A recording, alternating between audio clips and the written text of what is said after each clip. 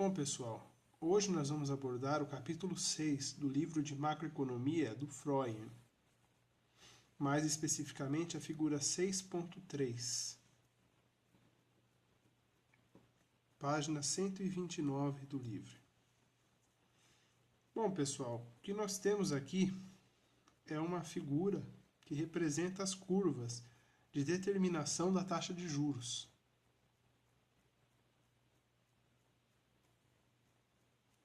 Então aqui nós temos essas letrinhas aqui, que a priori podem confundir, então eu prefiro já logo definir o que elas são, né? Temos aqui essa reta vertical com esse MS aqui. MS nada mais é do que Money Supply. Money Supply, que significa oferta de dinheiro. Então vamos pensar, por que será que ela é vertical? Ela é vertical porque, em teoria, ela é definida pelo Banco Central. Então, se o Banco Central escolher que a quantidade de dinheiro é essa, vai ser essa. Se ele decidir amanhã que a quantidade vai ser o dobro que essa, vai ser o dobro que essa. E assim será. Então, essa quantidade ela é fixa. O Banco Central que determina, né? A priori, o Banco Central que determina, e essa quantidade é fixa. Por isso seria uma reta vertical. E essa outra reta que a gente tem aqui, nessa vez ela é uma reta negativamente inclinada, né? Uma reta que desce aqui. Se você colocar um carro aqui e soltar o freio de mão, ele vai descer, né? Uma descida. E essa reta ela tem o nome de MD. Bom, por que MD? Novamente, MD vem de Money Demand. Money Demand, que nada mais é do que demanda por dinheiro. Então nós temos aqui duas curvas, que é a demanda por dinheiro e a oferta de dinheiro. Nesse eixo aqui, horizontal, nós temos o dinheiro. O dinheiro. E aqui nós temos esse R aqui, que vem de rate, que significa taxa. Bom, taxa de quê? Já que nós estamos falando de dinheiro, estamos falando de taxa de juros. Então aqui está a nossa taxa de juros, na nossa vertical, e aqui está a nossa dinheiro, quantidade de dinheiro. E depois as nossas curvas que a gente já explicou. Agora vamos pensar, por que será que a demanda, essa curva money demand, ou seja, demanda por dinheiro, ela é negativamente inclinada? Por que será? Se a gente for pensar, essa curva ela é negativamente inclinada justamente porque ela interage com essa oferta aqui de dinheiro. Se a gente fizer um tracinho aqui,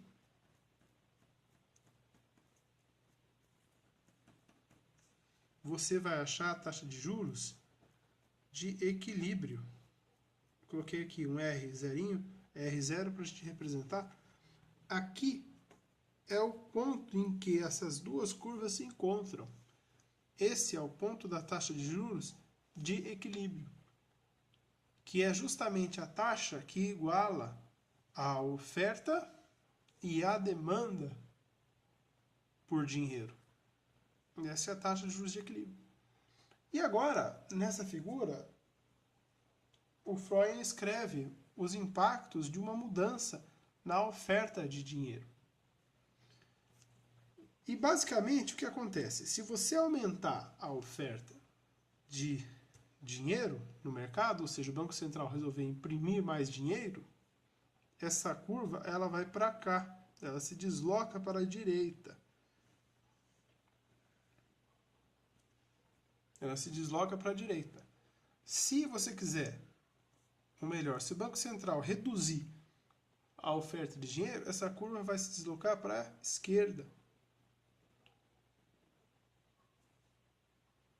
E esse gráfico, ele demonstra exatamente a consequência desse deslocamento dessa curva.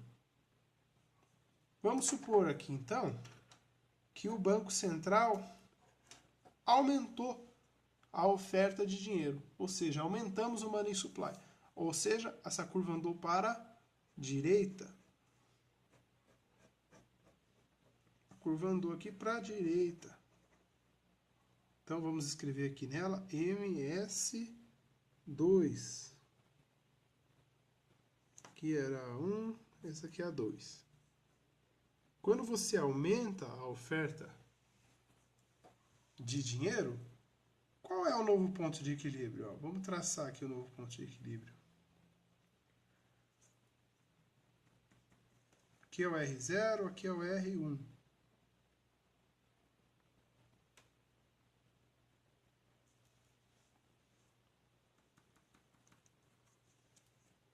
Temos aqui, então, um novo ponto de equilíbrio.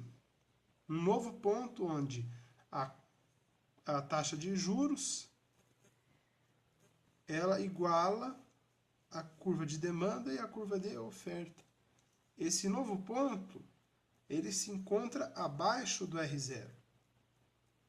Ou seja, o que aconteceu aqui?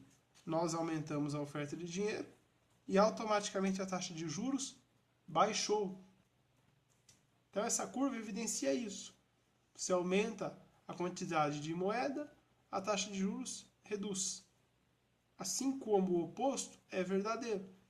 Se eu reduzir a oferta de dinheiro, colocar ela bem baixinha aqui, oferta de dinheiro bem baixinha aqui,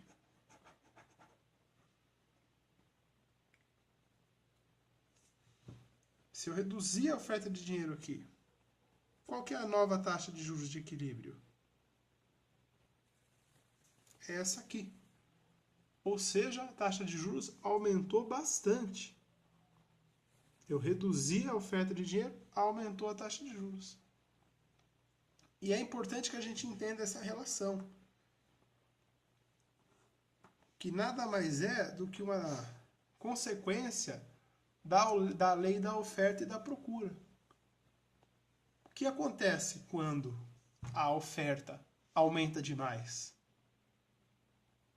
Geralmente, quando a oferta de alguma coisa aumenta demais, quando tem muito daquela coisa, tem abundância daquela coisa, aquela coisa se tende a tornar-se mais barata. Por exemplo, se em um ano as pessoas que produzem batata acabarem produzindo demais, muita batata, essas batatas vão parar no supermercado. Para elas não estragarem, o preço vai ter que baixar. Então todo mundo vai comer batata, no café da manhã, no almoço, na janta. Mas como produziram muita batata, o preço dessa batata tem que cair.